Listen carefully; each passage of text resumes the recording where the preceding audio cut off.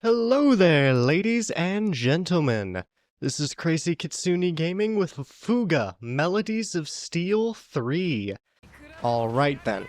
Now, that is just going to be one fight of this battle. This is the enemy's armor rank, which represents their defense power.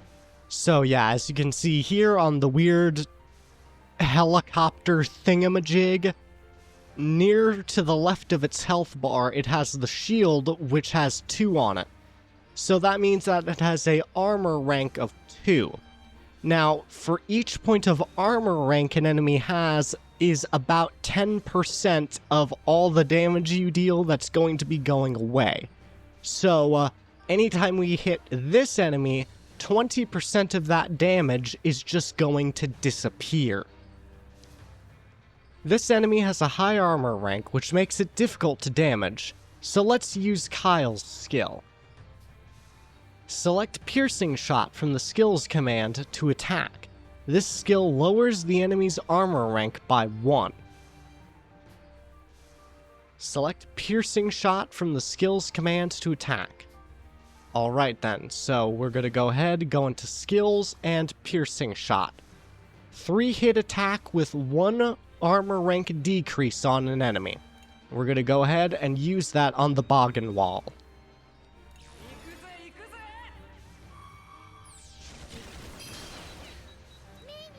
Lowering the enemy's armor rank will allow attacks to penetrate more easily. In exchange for consuming SP, you can gain the upper hand in a battle by using skills well, so give it a shot. SP can be recovered at recovery waypoints along the route, and also by clearing chapters and using recovery items. Alright then. So now, if we actually look at the enemy's description, this is the Boggin Wall, a new biocharged gunship developed to command smaller troops. If its axial airburst is not interrupted by a delay, it can cause great damage. So yeah, that is one thing to watch out for with these Boggin Wall, what did it describe them as again? Gunships. It's basically a helicopter. It's a fancy helicopter. But yes, these things have the axial airburst ability, which basically means that it uses both of its attacks at once, because this enemy has both machine guns and missiles to attack you with. The axial airburst means that, it's just called the axial burst. The axial burst means that when it uses the ability, it's going to fire both of those weapons at once. And if it keeps using the axial burst ability without interruption, then it's going to use the attacks faster and deal more damage. So you definitely want to go ahead and take out its weakness icons whenever you have the chance. Otherwise, yeah, it's gonna start hurting quite a bit. Alright then. So, for now, we're gonna go ahead and use a second piercing shot. This is gonna mean that the enemy has no armor. And piercing shot, when it comes to abilities, is very cheap to use. It only costs you 1 SP. Now, keep in mind, every SP point is precious, and you are going to want to conserve it as much as possible, except in dangerous situations. And when you get into those dangerous situations, go ahead and use the SP early on before you start taking massive amounts of damage. Alright then, so let's go ahead and, unfortunately, I think this Starkflies is going to attack us, unless this grenade launcher both hits it and kills it. Neither of which I'm finding to be very likely. So let's go ahead and attack. We did both hit and kill it. That is very good. So now we're going to go ahead and go into formation. And we're going to go ahead and put Boron into Kyle's position. Because as you can see here, and let's go ahead and hit the right bumper, because yes, you can check the enemy's weakness icons. If we actually manage to hit this Boggin Wall with Boron, then that should stun it, meaning that it's going to take it a bit longer for it to get in some damage on us. So then, let's go ahead and do that. Yes, I know we'll be locked. Alright then. So, we do have a 100% chance to hit it. Yeah, that is a weird thing about the low-level Boggan walls, is that they don't quite get the evasion that most aerial enemies have. Which honestly is a good thing, because they just have so much damage, I would, really dislike it if they had to live any longer than absolutely necessary. Now then, here we have the enemy about to attack us, so one extra thing that we can do is defend. By defending, then it means that essentially the damage of the next attack, and only the next attack, mind you, will be halved. So let's go ahead and do that. Alright then. So he's just going to go ahead and fire the missiles that he has. Now keep in mind, even if it's a multi-hit attack, all of the attacks will have their damage halved as long as they're from the same enemy. Once you get an attack from the next enemy, the defend is considered used up at that point. And really, with how this game is set up and certain other mechanics that we're going to be dealing with later on, defending is really not going to be that good to do. But for now, and especially when you have those really, really big attacks coming up and about to hit you, especially any of the Arya attacks, then defending will be pretty good to do. So then, let's go ahead and see if we can't finish this guy off. I think that's going to be a resounding yes. There we go.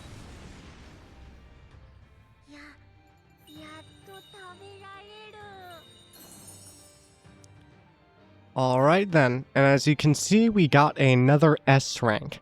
Now, with the damage received, you may notice that it is saying 4. And that's probably a little confusing to you, because you're probably thinking, wait, no, he didn't get hit by 4 damage, he got hit by like 400. Because if you remember right, we got hit by 2 missiles that each dealt about 270 damage. So that damage received number is not exact. So do keep that in mind.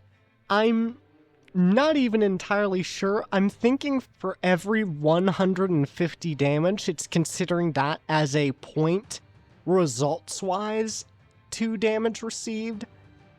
It's one thing I am not 100% sure on, so please forgive me for that, because they really don't clarify that one incredibly well. So then, onward we go. Alright then, now thankfully all that damage that we took is about to get healed up. And you're probably noticing that we have another new icon, so at least a new icon on the route that we're going. So if we look at that, we're going to be coming up on a intermission. So intermissions are basically the break moments that you have to upgrade the tank and make sure that everything is running the way you want to. And you also have opportunities to talk with the crew and a lot of the other weird and honestly cool things that you can do on this tank. So then, forward we go.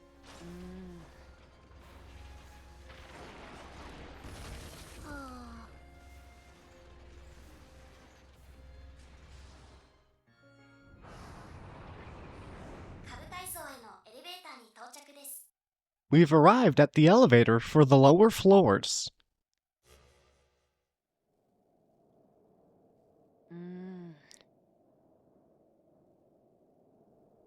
Phew, so there's crazy enemies right underneath us. We need to rest while we still can. Oh, I guess you're right.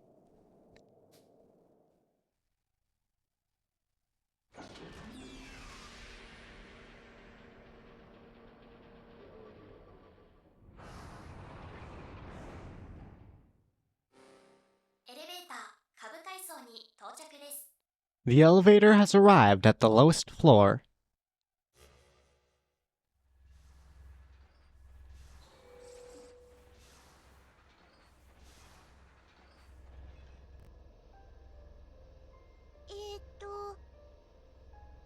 I hope everyone's getting a rest. I'll just go check. Alright then. So here, as you can see, we can actually walk about the tank, albeit somewhat slowly right now. And essentially what we're going to want to do is talk to each of the crew members that the game wants us to. So first we're going to go ahead and talk to Hannah here. Now, as we get further in the story, there'll actually be even more that we can do. You can actually pan the camera around to see each of the rooms, which will be useful later on when we need to find specific members of the crew, but they may be in those odd places that you don't check all that often. So the camera is very useful for those occasions.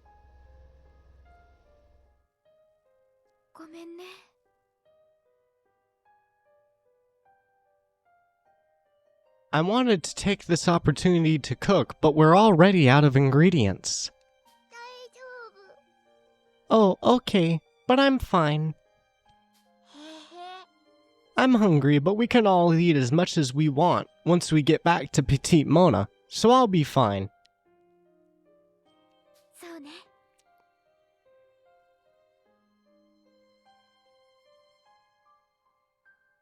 You're right. Once we get back to Petite Mona, I'll make some delicious sweets for us all to enjoy. Alright. By making meals gathered with ingredients and eating together, the children's abilities and resistance will temporarily increase. Alright then. So, yeah, you can actually cook on the tank. Weird as it sounds, yes. You can cook on the tank. Alright then, so now we're going to want to come over here and talk to Socks.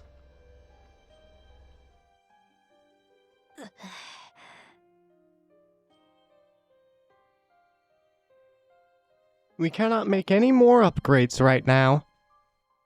We will have to make do as is. Yeah, let's do our best. If only I could be more... Let me try that again. If only I could be of more help.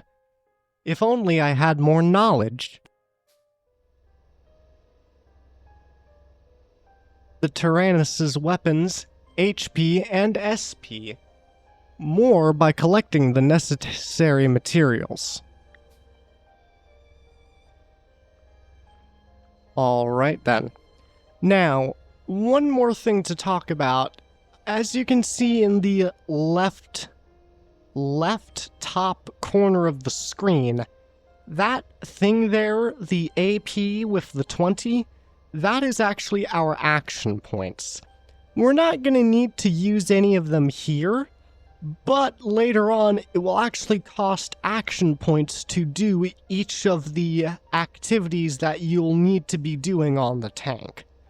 And it will always be 20. There isn't anything that will actually increase that, so you'll need to conserve them later on and actually make sure you're making good use of each and every one of them.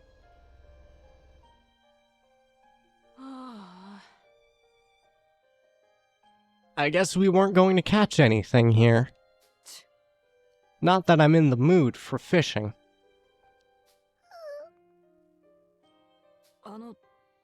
I'm, sure we'll be able to reach let me try that again. I'm, really need to get better at the whole talking thing. Kinda my job. I'm sure we'll be able to rescue Malt soon. Yeah, thank you, Kyle. By scrap fishing, you can obtain various materials to upgrade the Taranis' weapons, HP, and SP in the workshop.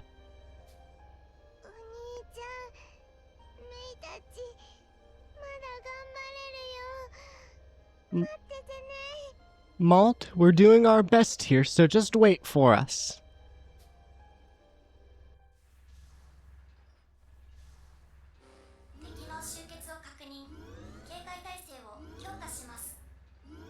Enemies confirmed. Entering high alert. Malt, we're coming! I hope you've enjoyed the episode. I will explain the rest of the mechanics because, yes, there's still more new mechanics to discuss even after all this. So until then, please consider liking and subscribing as it motivates me to make even more videos like this. And until then, I'll see you in the next video. Have a good day.